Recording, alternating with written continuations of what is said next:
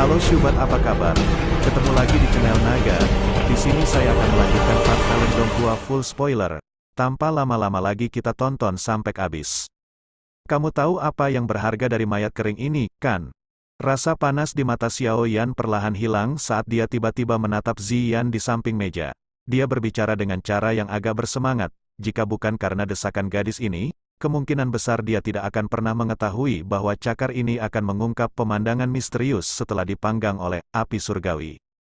Xiao Yan melirik paku hijau merah yang sangat tajam meskipun ukurannya kecil, dia meraihnya dan dengan lembut menariknya ke permukaan meja. Meja keras yang terbuat dari kayu solid itu langsung pecah seperti tahu, titik pecahnya sehalus cermin.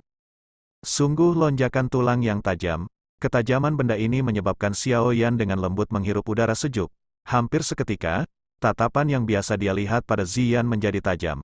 Karena gadis ini mengetahui metode untuk memecahkan rahasia cakar ini, kemungkinan besar dia juga mengetahui hal lain, bukan? Ziyan hanya mengangkat dagu indahnya dengan bangga di hadapan tatapan Xiao Yan. Dia berkata, Anda harus membantu nona muda ini menyempurnakan 10 bagian ini dan membantu saya menggunakannya untuk membuat sarung tangan buku jari. Hihi, ini akan menjadi senjataku di masa depan. Xiao Yan kaget saat mendengar ini. Dia segera menundukkan kepalanya untuk mempelajari paku tulang tajam di tangannya. Saat dia berpikir akan diserang oleh benda kecil ini, dia tanpa sadar mulai menggigil. Jika benda ini bekerja sama dengan kekuatan menakutkan Ziyan dalam melancarkan pukulan, kemungkinan besar bahkan seorang ahli Dou Huang akan menderita pukulan serius bahkan jika dia tidak mati. Dalam kegelisahannya untuk mengetahui rahasia binatang ajaib yang misterius ini, Xiao Yan tidak mau repot-repot mencari-cari kesalahan pada anak kecil yang terbawa suasana ini. Dia dengan hati-hati meletakkan paku tulang di tangannya ke bawah sebelum mengambil 9 paku putih pucat yang tersisa. Api hijau giok melengkung dan naik saat paku-paku ini dilemparkan ke dalam dengan lemparan acak. 9 paku putih pucat sekali lagi menunjukkan perubahan serupa setelah panas dari api hati teratai mengkilap. Warna putih pucat perlahan menghilang saat warna hijau merah yang tidak biasa menggantikannya. Ukurannya juga menyusut. Pemanggangan berlanjut selama sekitar setengah jam sebelum nyala api hijau giok yang tergantung di depannya perlahan menghilang. 9 paku tulang hijau merah di dalamnya juga jatuh. Segera, Xiao Yan melambaikan tangannya, dan mereka terbungkus oleh angin lembut saat mereka mendarat dengan lembut di sisa meja. Ekspresi terkejut di mata Xiao Yan menjadi lebih pucat setelah 10 paku tulang ini dipanggang. Dia menghela napas dan menyeka keringat dingin di dahinya. Ziyan di sisinya dengan senang hati meraih 10 paku tulang berwarna hijau merah. Setelah itu, dia dengan hati-hati memasukkannya ke dalam kantongnya sebelum tersenyum pada Xiao Yan. Bagaimana kamu tahu kalau cakarnya akan berubah menjadi seperti ini setelah dipanggang oleh api surgawi? Xiao Yan melirik Ziyan.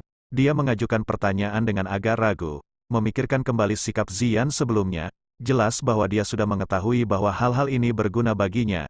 Kalau tidak, dia tidak akan secara khusus menggali kuku putih pucat seperti tulang yang tampaknya tidak berguna. Saya juga tidak yakin. Bagaimanapun, saya hanya merasa bahwa hal-hal itu akan berguna bagi saya. Jadi saya mengekstraknya.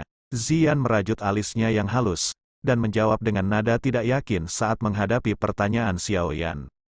Xiao Yan kaget saat mendengar ini. Kerutan di keningnya dengan cepat semakin dalam. Memalingkan kepalanya sedikit, dia mengalihkan pandangannya ke mayat binatang ajaib misterius yang telah dikeluarkan isi perutnya.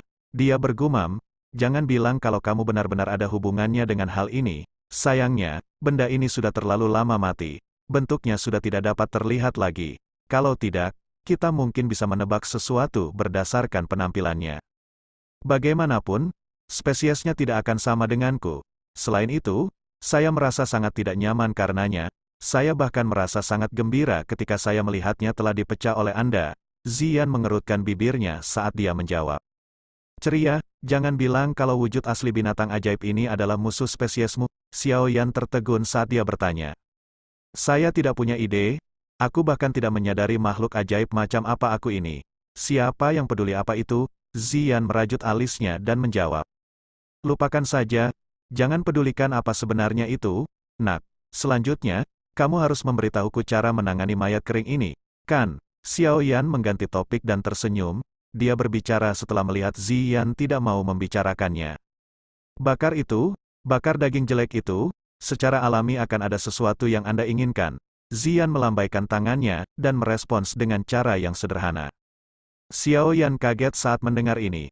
Dia segera berhenti berbicara omong kosong sambil melengkungkan tangannya.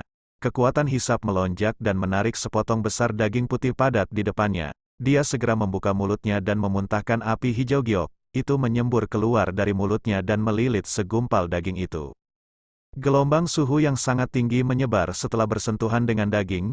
Akhirnya, semuanya masuk ke dalam potongan daging itu. Daging putihnya yang padat berulang kali mengeluarkan suara cici. Saat suhu tinggi menyelimutinya, ukurannya juga berulang kali menyusut di bawah nyala api.